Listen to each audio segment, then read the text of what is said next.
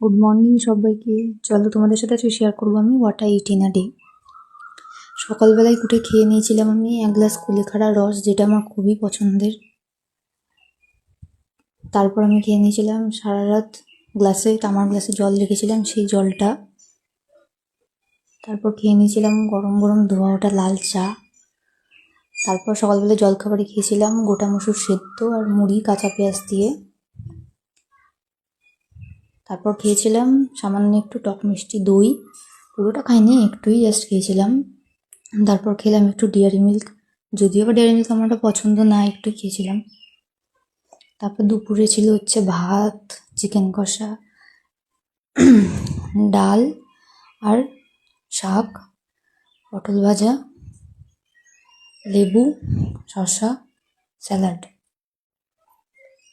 তারপর বিকালবেলায় খেয়ে নিয়েছিলাম চা অল্প করে। সন্ধ্যাবেলায় বেরিয়েছিলাম একটু মেলায়, সেখানে গিয়েও অনেক কিছু খেয়েছি, সব কিছু শেয়ার করতে পারিনি, শুধু আইসক্রিমের এই ক্লিপটুকুই নেওয়া হয়েছে। আইসক্রিমটা ভালোই ছিল খেতে। তারপর তোমাদের সাথে মেলার কিছু ক্লিপ একটু শেয়ার করলাম। রাত্রেবেলায় খেয়ে নিয়েছিলাম বাড়ি এসে